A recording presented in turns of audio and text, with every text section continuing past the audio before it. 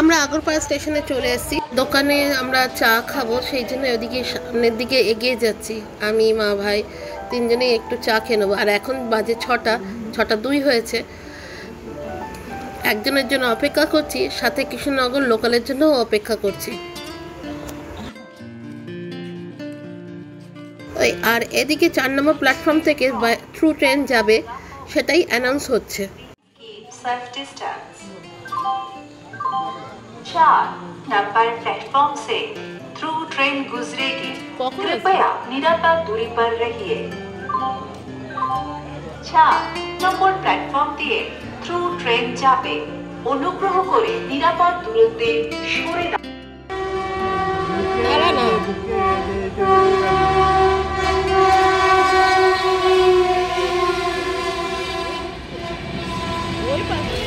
তো বন্ধুরা, আমরা কৃষ্ণনগর পৌঁছে গেছি। ট্রেনে খুব ভিড় ছিল বলে আর ভিডিও শ্যুট করতে পারিনি। আর এখানে আমরা একটু ব্রেকফাস্ট করে নেব। আমাদের ব্রেকফাস্ট কমপ্লিট এবং আমরা স্টেশনের বাইরে চলে যাচ্ছি অটো ধরার জন্য। তো হাই এভরিওয়ান, ওয়েলকাম টু আমলতলা। আরও একটা নতুন দিন, নতুন ব্লগ সঙ্গে তোমাদের নিয়ে শুরু হচ্ছে পথ চলা। তো বন্ধুরা, এখন আমরা অটোতে উঠে যাচ্ছি। তো অটোতে উঠে যাচ্ছি ঘাটের দিকে। তবে মায়াপুরে একটা জিনিস এখানে দেখলাম যে টোটো অটো খুবই রিস্কিভাবে যায়।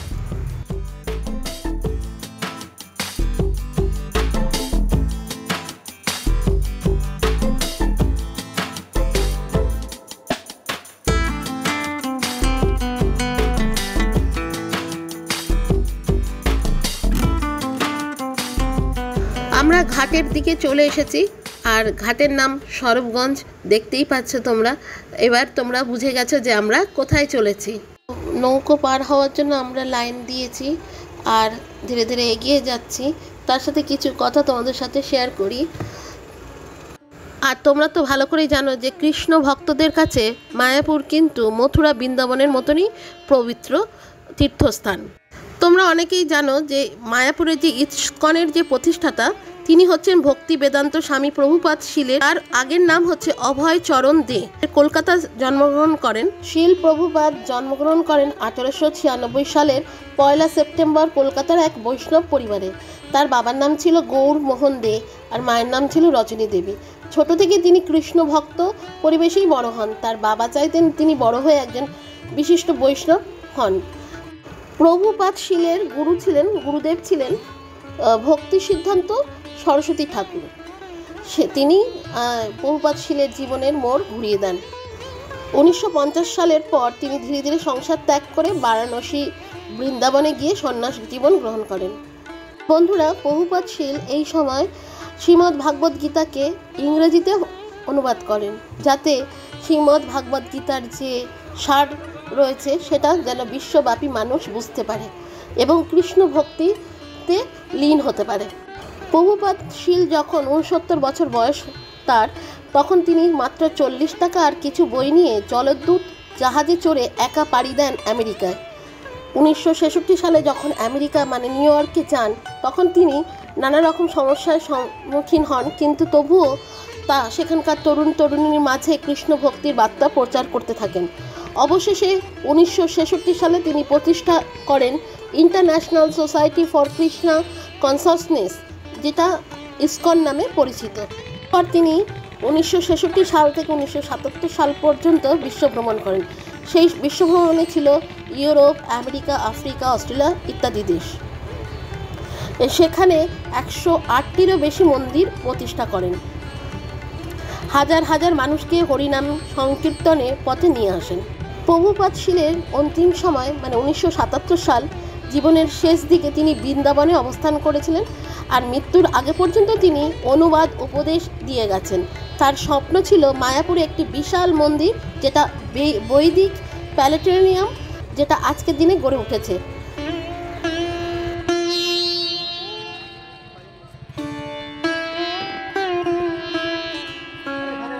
তো বন্ধুরা, ভগবান প্রভুপাদ শীলের সম্বন্ধে বলতে বলতে আমরা জলঙ্গি নদী পার হলাম, চলে এলাম মায়াপুর ঘাটে। আর মায়াপুর হচ্ছে মন্দিরের নগরী।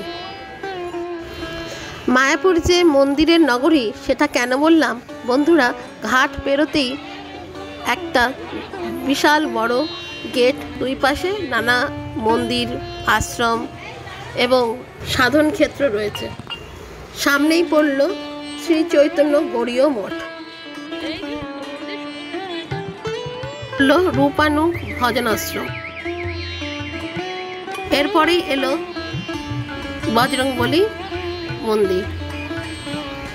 তা আমরা টোটো ধরে নিয়েছি ইসকনের উদ্দেশ্যে।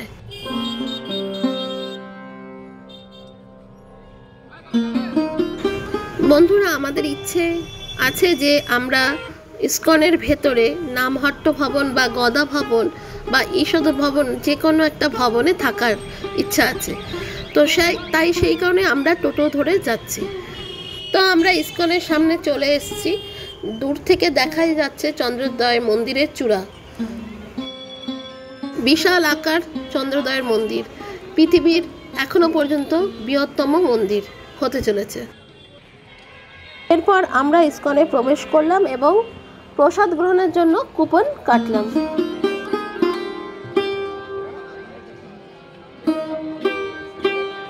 বন্ধুরা, এটা তো তোমরা জানোই, অখণ্ড নাম সংকীর্তন ভবন। এখানে দিন রাত সংকীর্তন হতেই থাকে।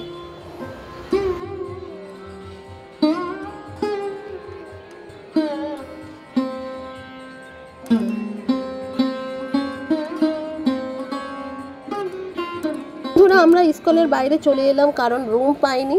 সেজন্য বাইরে কিছুটা দূরে শিবডোবা জায়গায়, মানে ইসকন থেকে বেশ কিছুটা দূরেই একটা হোটেল রুম নিলাম। সেটা হচ্ছে 1650 টাকা ভাড়া, এসি রুম নিয়েছি। সেখানেই আমরা দুদিন থাকবো। বন্ধুরা, এখন বিকেল 4টে বাজে। আমাদের এখন লাঞ্চ সেরেছি নিয়েছি। আর এই যে হোটেলটা দেখতে পাচ্ছ, এই হোটেলের রুম টুরটা আমি পরের পার্টের ভিডিওতে দিয়ে দেবো। আর এখন আমরা মায়াপুরের আশেপাশে যেগুলো সাইট সিন বলে যেটা, সেটা আমরা ঘুরতে যাচ্ছি।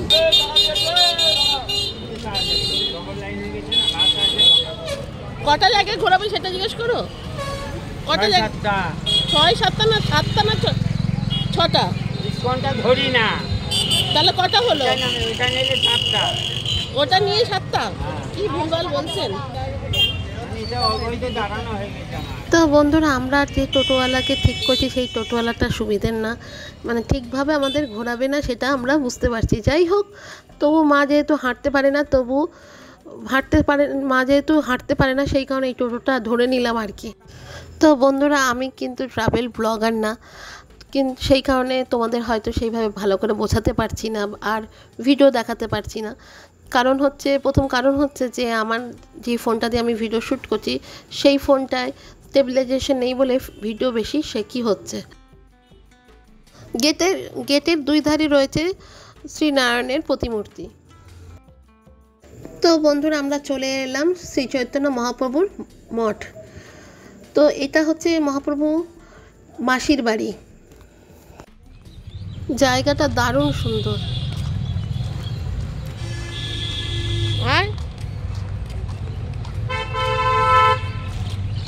তো বন্ধুরা, তুমি দেখতেই পাচ্ছ যে কোথায় চলে এসেছি।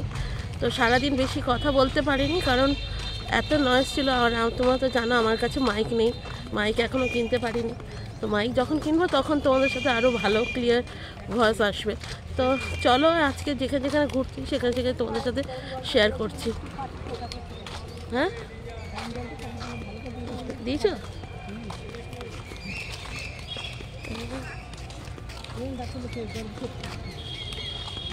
তো চলে এলাম শিল মহাপ্রভুর ভজন কুটিরের সামনে।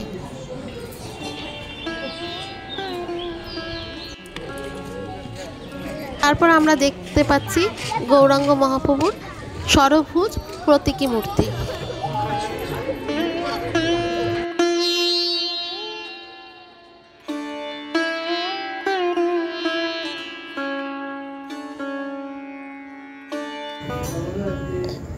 এরপর আমরা চলে এলাম রাধা কুণ্ডর কাছে। রাধা কুণ্ডতে প্রচুর পরিমাণে মাছ রয়েছে।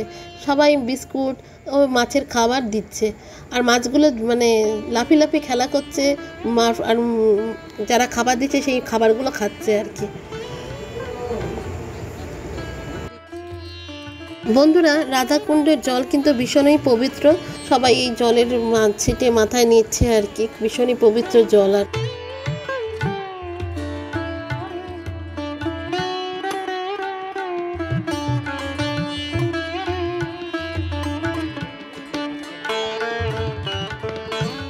এরপর আমরা চলে এলাম গিরি গোবর্ধন পর্বতের কাছে। এখানে সবাই পরিক্রমা করছে, তো আমরাও একটু পরিক্রমা করে নিলাম। এরপরে চললাম পরের গন্তব্যস্থলে।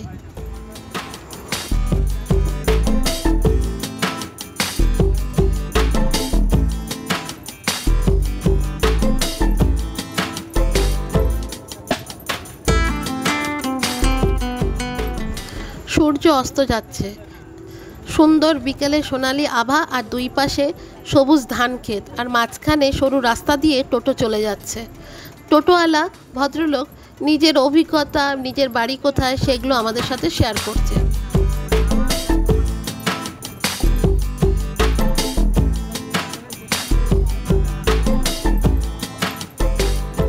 এরপর চলে এলাম শ্রী শ্রী ঠাকুর মুরারি গুপ্তা শ্রীপাঠ মন্দিরে। বন্ধুরা দেখো, এই মন্দিরটাও খুব সুন্দর, নির্জন, কোনো আওয়াজ নেই, একদম শান্ত পরিবেশ। পাশে একটা গাছ দেখতে পাচ্ছ, সেই গাছটা হচ্ছে কাঁঠাল গাছ। প্রচুর কাঁঠাল হয়ে রয়েছে, ভীষণ মানে বহুদিনের গাছ এটা।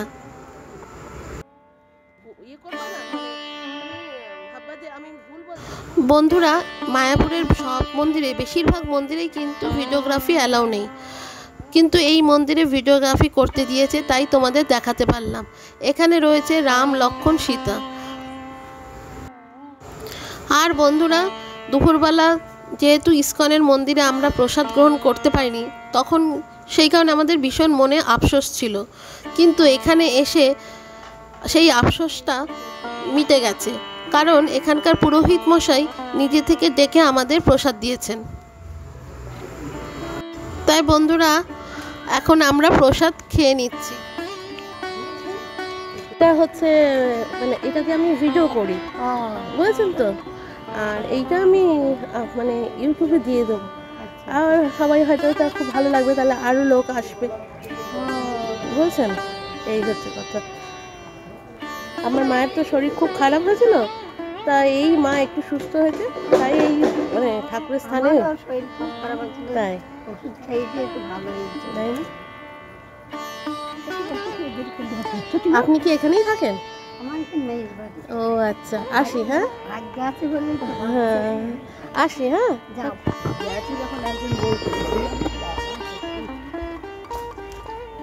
এই আমি চটি কোথায় রেখেছি?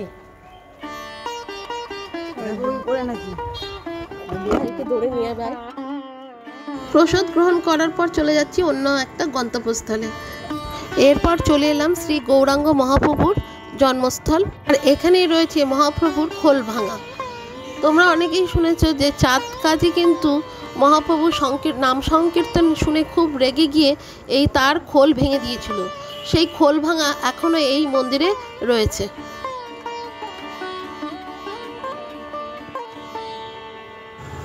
এরপর শ্রী গৌরাঙ্গ জন্মভিটে থেকে বেরিয়ে রাস্তায় আমরা দাঁড়িয়ে আছি টোটোর জন্য। টোটোওয়ালা ভদ্রলোক আরও একজন প্যাসেঞ্জারকে নিয়ে গেছে। বন্ধুরা, এরপর এলাম শিবডোবা শ্রী গৌরাঙ্গ শ্রী শ্রী সন্ত গোস্বামী গৌড়ীয় মঠ। তো এই মঠের ভেতরে একদমই ভিডিওগ্রাফি অ্যালাউ নেই, সেই কারণে তোমরা মানে এই মন্দিরের ভেতরে ভিডিও দেখতে পাবে না। আমি বাইরের থেকে যেটুকু পারছি সেইটুকুই তোমাদের সাথে শেয়ার করছি। আর বলে রাখি বন্ধুরা, মায়াপুরে বেশিরভাগ মন্দিরেই ভিডিওগ্রাফি অ্যালাউ নেই। যদি ধরা পড়ে, মানে ভিডিও করতে ধরা পড়ে, তাহলে 1000 টাকা ফাইন তারা ধরছে। তো আজকের মতো আমাদের সাইট সিন শেষ। এবার চলেছি, যেহেতু এখন সন্ধে হয়ে গেছে, এখন আমরা যাচ্ছি ইস্কনের ভেতরে আরতি দেখার জন্য। ইস্কনের আরতি হচ্ছে বিশ্ববিখ্যাত, সেই কারণে আমরা তাড়াতাড়ি চলে যাচ্ছি ইস্কনে। তো তোমাদের আগেই বলেছি, যেহেতু আজকে ছুটির দিন, কাতারে কাতারে লোক ইস্কন মন্দিরের ভেতর, মানে পা রাখার মতো জায়গা নেই। যাই হোক বন্ধুরা, আজকের এই ভিডিওটা তোমাদের কাছে কেমন লাগলো অবশ্যই কমেন্ট করে জানাবে। আমি যেহেতু ট্রাভেল ব্লগার নই, তারপরেও আমি চেষ্টা করলাম আমি আমার মতন করে তোমাদের কাছে তুলে ধরলাম মায়াপুর ভ্রমণের প্রথম পার্ট। তো আজকে এখানে ভিডিওটা শেষ করে দেব। তোমাদের কেমন লাগলো অবশ্যই কমেন্ট করে জানাবে। তো আজকের মতো চলি, বাই।